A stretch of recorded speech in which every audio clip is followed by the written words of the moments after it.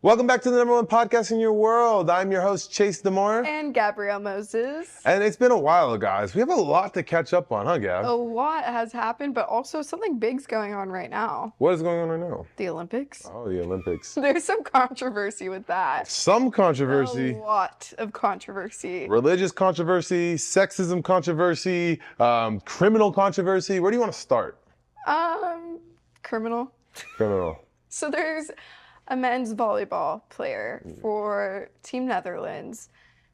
I personally don't agree with what's going on. Pretty much he was in jail for one of the 4 years that he was supposed to serve, and now he's on Team Netherlands. He was in jail for grooming a 12-year-old. We'll say his name. Steven Van... I don't know how to pronounce it. It's like Steven Van de Viedo or Vledo or Veldo. Yeah. Steven Van de Velde. We butchered that. I butchered his name. But essentially, just to give you guys a backstory on this, kind of like Gab was talking about, in 2014, he was accused of having sexual relations with a 12-year-old girl. Which is disgusting. When he was 19. In 2016, he was convicted of child rape. Mm-hmm. For retrospect, guys, in 2014, I was 17. I was 14. So, yeah.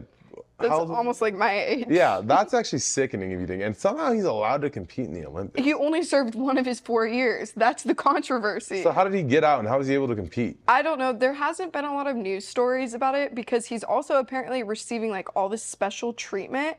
Like he doesn't have to do any of his media. He goes through all separate entrances. He has his own dormitory, which if you've seen anything on TikTok, every athlete shares a dorm with like 4 other athletes. Not only do they have to share a dorm, but they are in the most uncomfortable beds. The anti-sex beds is what they're calling them. I don't know if you guys are familiar with what's going on over there, but it's like a big old summer camp right now. Basically, all the athletes in previous Olympic Games have had an issue with fornication inside the Olympic Village. So this year, they decided to give everybody their own beds, design them with styrofoam mattresses and cardboard bed frames. It literally looks like the Scrub Daddy Scrubs is what it's made out of. It's actually wild. So these athletes, also they don't have air conditioning there, and one of the hottest times. And no curtains over the windows. And no curtains. So they're basically living in the trap now. The best athletes in the world, right? Yeah. But at least their gold medal has a piece of the original Eiffel Tower inside. Which that actually is pretty cool. But did you Why is it cool?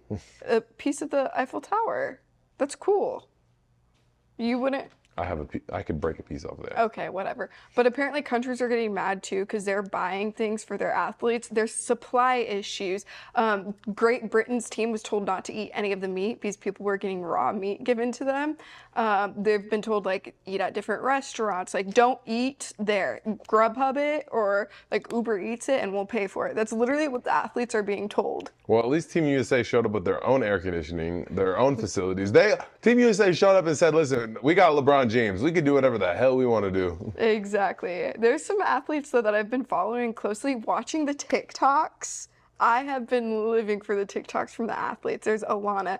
There's, I'm going to butcher the rugby, Team USA rugby's women, Alana, I forget how to say it. I don't know. I don't watch rugby. Oh no, her TikToks, been living. Are you sure she's Team USA? Because I didn't even know we had a rugby USA, women's rugby. They got a bronze medal, which is the first time in 16 years. Well, we just got the team. I have become a fan of sports.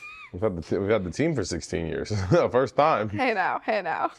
Listen, like here's the thing. Outside of like, the rapist over there hanging out in the Olympics, the Paris Olympics have been so interesting. So not only are they treating the athletes like a complete dog shit over there, but they also have, the rapist there. And on top of that, they mocked an entire religion in the opening ceremony. Like, I get it. French people are known for being rude. Like, it's fine. Whatever. It's a part of your culture. It's what you guys do. But, there's some things that you just draw the line at. And that's, politics, religion, race, and whatever your gender orientation is, however you decide to present your pronouns.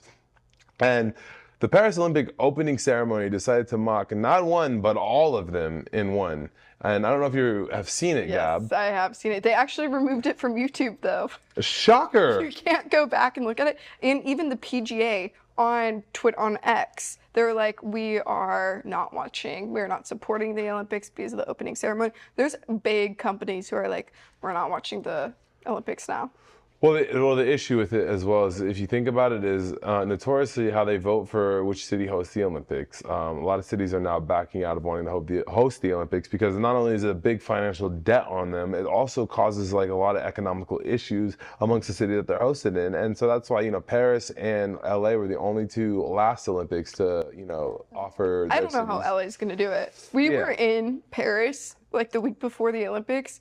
It was a mess. It was a mess. The traffic was insane. And LA already has bad traffic. We already have issues with a lot of different things. We have a lot of issues here outside of that. So basically, they basically said Paris, you get one, LA, you get one. So, 2028, the Olympics are coming here to LA. I'm I don't gonna be know. in the Olympics. Let's see. Yeah, with what sport? Yeah. I think I'm going to do either equestrian. I asked TikTok what I should do, or shooting. I think I could do shooting or golf. I think I have options. If I set my heart to it, manifest it. The most athletic thing I've ever seen you do was make toast and peanut butter and jelly sandwiches at the same Do you time. remember when you threw a water bottle at my head when I wasn't even looking and I dodged that? I think that's pretty athletic. So toast and peanut butter and jelly sandwiches is about the most athletic thing I see you do on a day-to-day basis is carry all that hair on your head. Like, that's the only thing I ever see. Somehow you have the magic ability to either spend 2 hours getting ready or 30 seconds getting ready, and both look I the look the exact same. exact same. It's actually it's a talent. So you might go to the Olympics for that. Outside of all of that, the Olympics being canceled is such a disappointment because these are the best athletes in the world. Now you're putting them in environments where they're susceptible to people that have caused egregious acts in the society. You've got mocking religion. You've got, unlivable weather conditions. Someone died. One of the boxing coaches for Samoa died. He was 60 years old. He died right before the morning of the opening ceremony. And then apparently you have that, and you also have, a couple Canadians getting booted from the women's soccer team for spying on the Brazilian team. There's a lot of stuff going on over there. Also, the arson on the trains. There was multiple attacks on the train system in Paris.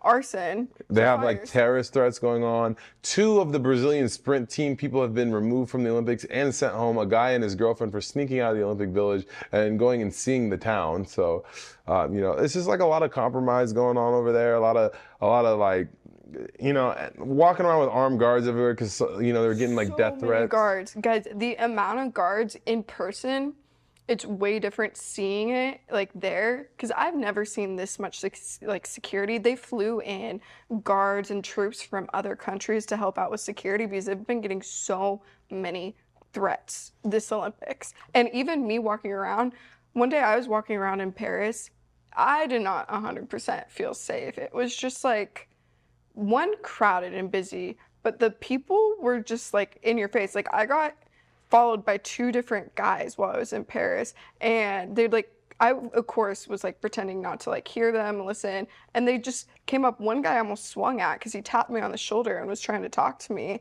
But Paris is just a mess right now.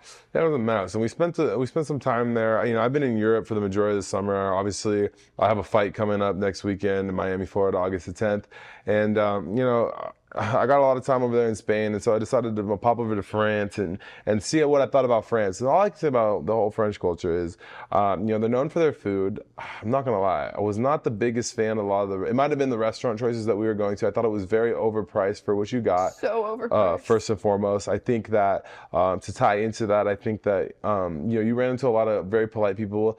Me, not so much. I found a lot of people be very rude, especially when we were at the airport. I think was already a lot going on with that. They were so nice to me. They kicked you out of the line because of my boarding pass wouldn't print off. Well, yes, but other than that situation, there were random strangers that were nice to me. I was on the train with a bunch of luggage, and people were just helping me. Because you went to Strasbourg.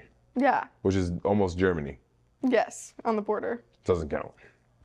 Doesn't count. The nightlife in France, it was trash. I went to Bagatelle, didn't like it. I thought the people there were just was a lot going on. And that's no offense, because my best friend is from Paris. Yeah, Marvin is from Paris. He loves his city. He was like, if you're American, you don't speak French, they are not going to like you there. Mm-hmm. You know what? I went there overconfident, bold, and said, you know what? Everybody likes me. I'm Chase Damore. I'm the greatest there ever has been, greatest there ever will be. And, I was quickly humbled by the French people. And Yeah. Get the fuck out of here, Chasey. I was tired. I'm still tired of bread. Like, I don't want to So eat much any bread. more Where did bread. that come? Like, I had to Google it because when we were in Venice, we took a pastry class. Yes, we made croissants. We took a cheese and wine class. I love that though. That was awesome. That was so I fun. highly recommend Do a the wine tasting. the guy that did it. You know, we're gonna put some clips here and let them play, and you guys can see like how this process went. But the guy was really good. You know, that was probably the best experience I had while there. Other than that, you know, like it rained. It's in the middle. It's like the end of July now. Like, why is it still raining over there? You know, there's just a lot that was going on at the time, and the restaurant, like, even though the food might have tasted good, I just feel like for what you're paying there, you're paying in euros. It's already more than the US dollar. You're paying a ridiculous amount of money for such a small amount of whatever it is they decide to give you. But it was the same at every place. It was steak and fries. Yeah, steak and Everywhere. French And fries. sausage. Sausages everywhere. Yeah, you know, France, it is what it is. But, you know, that's kind of like why we've been on a hiatus. That's why we haven't been around a lot. But, you know, outside of that, I just want to talk about another thing that's happening in the Olympics right now that I think is very problematic is I found a video today on Twitter today of the first ever male competing in the women's division in boxing. Apparently, it's a living sport, Olympic sport now to allow transgender men to box actual women inside the Olympics. If they're under the proper, you know, testosterone, they've had like the surgeries and all that, they can qualify as a woman. And now there's this video circling the internet right now of a man essentially beating the shit out of a girl for an Olympic medal. It's disgusting to me. I'm appalled. What I am team? appalled. I'm not familiar with the team. I did save the video, however, I will post the video. Well, You know. that's crazy that they allowed it for boxing but not swimming. So basically, there's this video right here. They are fighting for an Olympic medal. This is a man boxing this girl, and he's just beating the living shit out of her. And they have to stop the fight. Knocks her out in the Olympics. Knocks her out in the Olympics.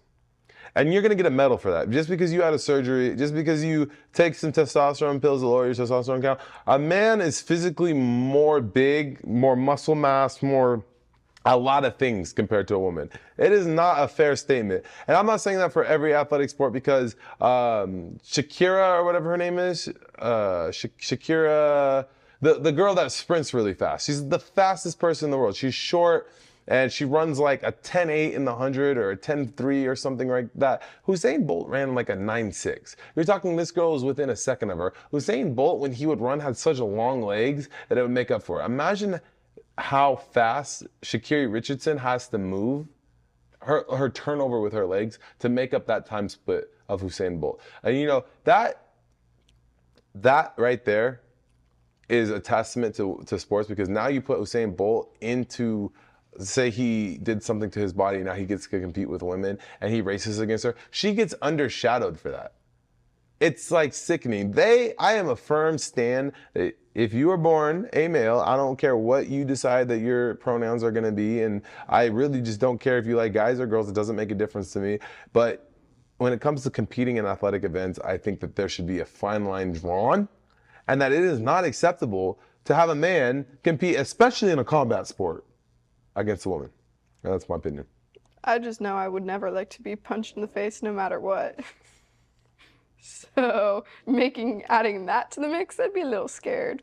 Look, I'm here for the trans community. Like, guys, do your thing. But like competing in sports, now you're just trying to make a full, like, you guys got your own thing going on. You know what I mean? Yeah. Would a trans woman want to fight against a man? They probably wouldn't be able to. They Why could not? beat up. Why not? Why would, like, you want to do? I mean, No, you you know, would still maybe- want to fight a girl. It's like not fair. Yeah. I mean, they had that whole thing with swimming too, and it was ruled against it. They didn't allow. They just allowed it in boxing, which is shocking because they didn't allow it in swimming. boxing. like, I'm just more shocking. disappointed. It's my sport. Yeah, that's fair. That's very fair. You know, so yeah, a lot of crap going on with the Olympics right now. But outside of that, there's a lot of other crap that's going on in the world right now. I know that, you know, Aiden Ross has been MIA. You reacted to a video to him recently, didn't you, Gab? Yeah, he was live. He's not MIA. I was literally watching him stream last night. He just came back. He's been MIA. How are you not in tune with this? You're supposed to be a streamer. It was my first, no, what's so funny is last night was my first time ever watching his streams, and I was reacting to new streamers because I've never watched streamers before.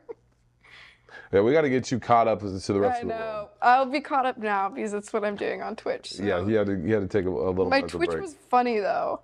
It was good. If you guys haven't watched me on Twitch, definitely go check me out. I stream every single night at Gab Moses on Twitch.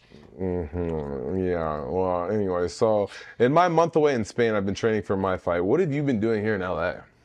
In LA, streaming. Honestly, working out twice a day. I've been doing a lot of Pilates. Pilates. I'm not gonna lie. I became friends with my Pilates girl, the coach, Claire. And I've been tasting new restaurants. Nothing that exciting. Making TikToks. Vlogging. Okay. So anyway, so the entire time I've been. Yeah, you were training. I was dog sitting. Yeah, but anyways, outside of that, I want to talk a little bit about the Misfits promotion for Misfits. I think 16. Wait. Well, you were gone. Oh wait, no, my mom came and visited, but that was right before you left. Yeah, sorry. Yeah, you did see my mom. Anyway, sorry. Misfits? I was just saying that I think the promo for this Misfits upcoming fight has been very shit. It's been poor. It's been mal. Oh. Can People I don't know what they're doing. speak my mind about Speak how mine. I really feel? I think it is so disrespectful for Misfits as a whole to not announce a fight until a week before, a little over a week before an actual fight happens, especially with who's included in the fight. Yeah, I'm just going to touch on it a little bit. So rude. But basically, I'm their most popular fighter in the heavyweight division. I'm not even tooting my own horn. I'm the only one that knows how to promote. I'm one of the few people that knows how to promote in general in influencer boxing. I sell fights, and I think that this fight, the opportunity was presented to me a few days before my birthday in June. The fight was in August, so not only was I not going to be able to do anything for my birthday, I got the fight like a week before my birthday. I'm not going to be able to do anything. I'm not going to be able to promote the fight. I'm going to have to move to Spain and tell people why it is the hell I'm there without really announcing online. I'm not able to promote the fight. I'm not able to sell an arena. And, they are basically going to announce this fight last minute and say, do pure fucking magic and save this card yet again. I am the Batman, it seems like, because every time they need a card saved, they call me up. And now I got to go beat the hell out of this guy who has probably been training not as much as me, because he's probably been in his own head about them not announcing the fight. We got, bitch boy Bruckner fighting on the card, who's got an easy fight against FaZe Temper, who couldn't box eggs, let alone fight another guy. I think they just always think you're going to say yes no matter what. And Right now you were saying yes no matter what. Right, because I'm not necessarily like a yes man. I just like to compete. I'm a competitor at the end of the day. You're also too loyal for your own good when it comes to your people, as far as boxing and who you represent. I think it's so disrespectful, and I would never allow a boxing agency that you have done so much for, gotten millions of views, millions of impressions, helped gotten tickets sold for, made it a personality trait of your own. Let them wait for you to announce the fight until the week before. That's so disrespectful. At least give it the time of day. I'll continue to comment on their stuff, and I will continue to speak my mind, because it's so disrespectful when you're putting your body and health at risk and on the line for you to wait to be oh, by the way. Well, I mean, Who knows? They could do you dirty. And here's the thing: is I'm fully gonna say right now, if Misfits were to not allow me to fight on this card after all of the time, money, and investment I've spent on this, I left the country to train for this. For God's sake, I think at that point it would be time for me to separate myself from them and pursue different avenues of boxing, because I figured out how to box. I can box now fully, and if I'm not going to be respected on the card, it's never about the money or the time or this and that. It's we're, as athletes, are on borrowed time, and I'm not going to waste my time. I fought in January. Here we are in August. You're talking about an 8-month swing. Yeah, it's laughable. It's laughable. It's laughable. When I'm coming in, I can't even promote my own fight, and it's just it is frustrating. It is annoying. It is a lot going on with that. And here's the thing: is fresh off a bullet wound, I'm gonna go out there and I'm gonna go beat the hell out of this kid, because I'm not missing a fight for the plague. Well, I think I'm also mad too, because we had two whole podcast episodes of interview between you and your opponent, and I did everything I was supposed to do. They said they were going to announce it, and that's also why we haven't been posting on. It's messing up our here. podcast. It's messing up our We had summer travel 2 plans. weeks. It's messing up a whole lot It's of messed stuff. up so much stuff, and so I don't know. I'm just also so annoyed, and I will say something if someone says or does something differently. Right, like I said, like if it comes down to it, and like I love Misfits and I love Mams and I love everything. I know there's been a lot going on with him personally this summer, but like as a certain level, I need to respect myself as well, and I would take my talent somewhere else. And people can say whatever they want. You know, if you want to have another heavyweight come in the scene and do what I've done for the heavyweight division, Good luck. Good luck. Good luck. riddance. Because you know, at this point, I've saved I don't know how many cards. You know, I've fought. Oh, never mind. I was gonna say, what's the saying you always say whenever people make you mad? Which one? Can you Fuck 'em. say it? That's not the one I was thinking. When people make me mad, Yeah. I always say it. Yes. What is it? Kiss. Oh yeah, you can kiss the blackest part of my ass. You can kiss the blackest part of my ass. Like, I don't know. It's just so disrespectful. And I actually get more heated than you do. Right, and so at the end of the day, I do value everything Misfits has done for me, but if they were to pull this card from underneath my feet, I would no longer be associated with the brand. I can't wait to see the TikToks if they do that. Yeah, I'll well, hype it up. you know, and here's the thing is like without being able to announce my card, I still have the most hype for me to fight because people don't know when the hell I'm fighting. Exactly. And also the other thing is too, I understand personal things are going on, but there's other people that work for the company. There's a lot of personal things, but like here's the thing: is I have such a great relationship with Mam Sailor and everything. He has done a lot for me. He has changed my life. He has given me purpose. You know, as an athlete, he did introduce me to the sport of boxing, and so like I am very, very thankful for that. But at a certain point, it's like I cannot afford to only fight 3 times a year. I don't know. I think he's a master manipulator. At best, yeah. Well, Gabby, we know you are so opinionated.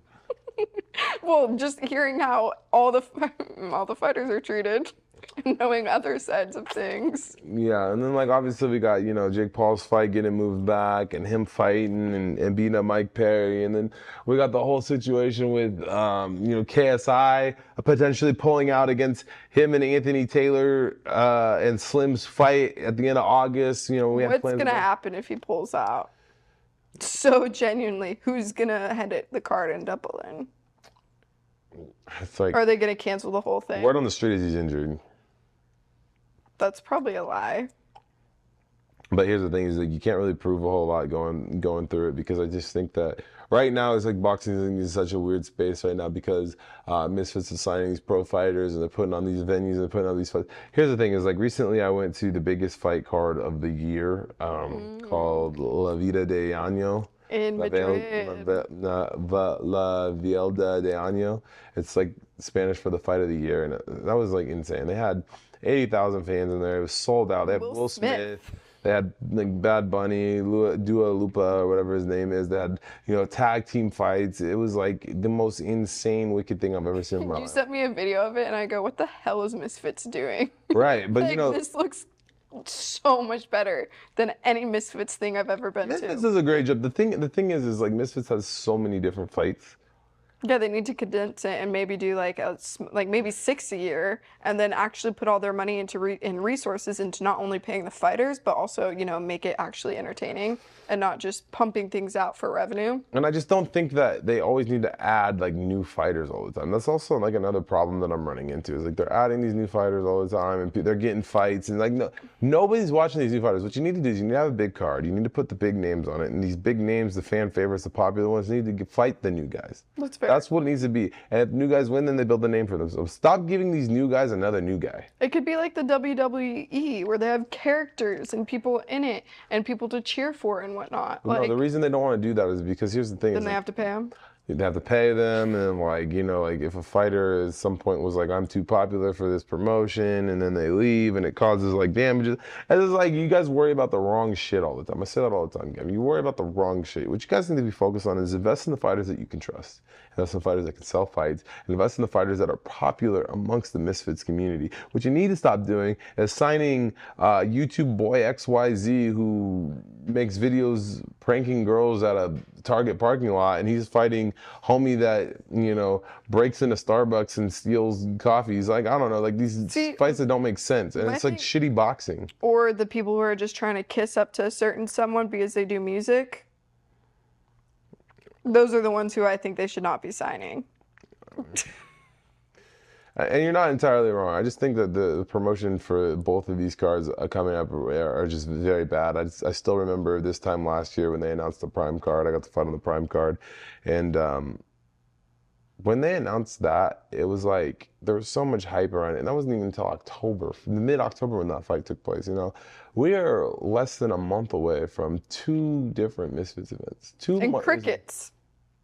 That's what I've heard. It's just boring. It's boring right now. They're killing influencing boxing. They got to figure it out. Yeah, they're gonna really mess it up. That's the thing. And you know, just moving on from boxing in general, I just think that you know, like right now, like people need something to like focus on. Something to cheer for. Cheer for, bro. Our presidential election is looking like I don't dog even want to shit. talk about that. We just had old man Biden drop out, which is very bummer for me because I'm a Democrat myself, and you know we got Trump getting shot at, and the Secret Service lady stepping down, and you know they got Kamala Harris. Focus on positive things because that's just gonna stress everyone out. I feel like you know, you guys are worried I'm about so scared. much. Like it's like everybody just take a chill pill, relax. Everything will be all right. I promise.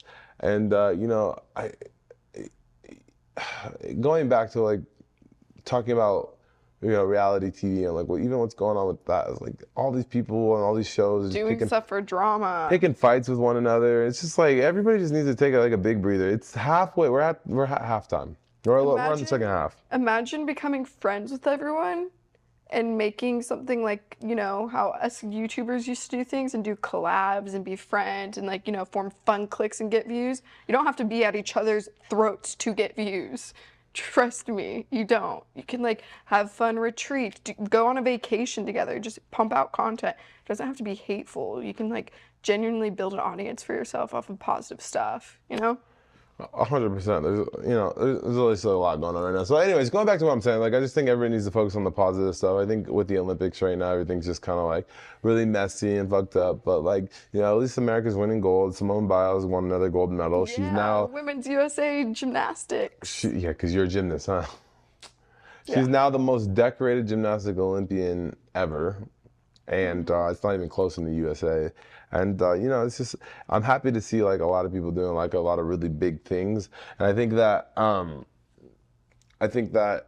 you know, moving forward, like these are the things that we should be focused on. And obviously, like with the Olympics, you guys got to have a standard of living. You got to have a standard of, especially when you come to LA, because here's the thing: is like if you think that you're going to be able to successfully section off parts of this city for the Olympics, best of luck. It's gonna be terrible. I'm calling it now. Something bad is gonna happen. Yeah, of course. There's too many people here to try to negate. We're not. And Americans don't listen.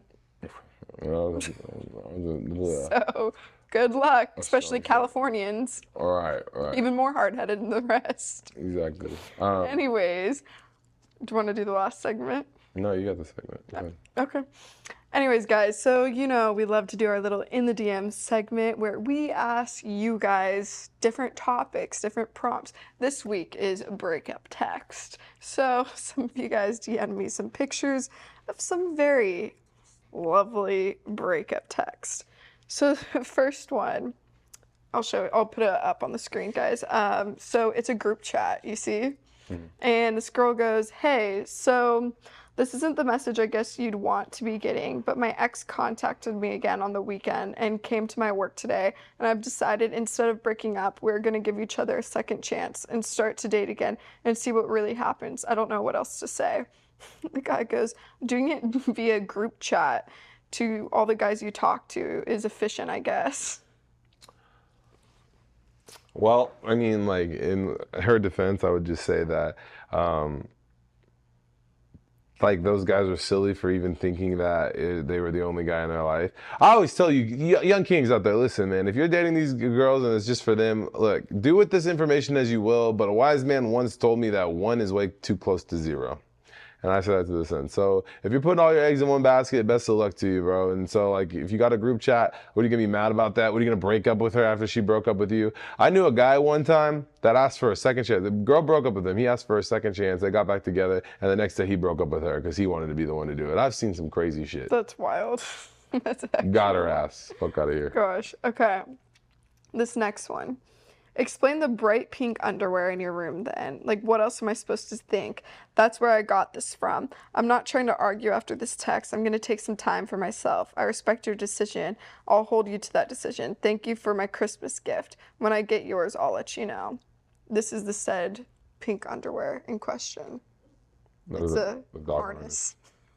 Like a dog, like an animal harness. Well, Now that's what you call overreacting. well, and then she'll suit every other girl in the west coast of the United States. So Oh my goodness. Jeez. Okay. The very, very last one.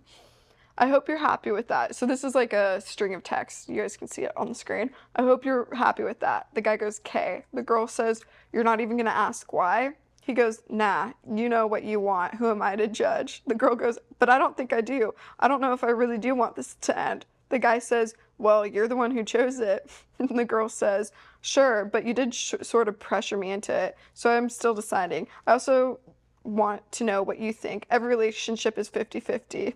The guy says, I'm not dealing with this tonight. Goodbye. it's a fair statement. I'd be the guy in that situation. Like, I'm not gonna try to. Why is it on me to convince you to stay with me? You either want to or you don't. Like, I'm not making that choice for you. Yeah. That's not on me. I mean, even if you're having that conversation over text, I think that's enough said. Enough said. Enough said. I broke up with my girlfriend of 6 years over a text message and never looked back, not a single time. 6 years down the drain, I sent a text and said, yeah, I just need some space. Oh my goodness. 6 years. 6 years. Yeah, that's crazy. Never spoke to her since. That was the last thing she ever said. She said, you said you were different. I said, I'm worse. Jeez. That's good for you, Chase. That's right. Anyways, that's all the time we have for today. Thank you again for tuning into the #1 podcast in your world. We are your host, Chase Demore. And Gabrielle Moses. And we'll see you guys in the next one. Bye.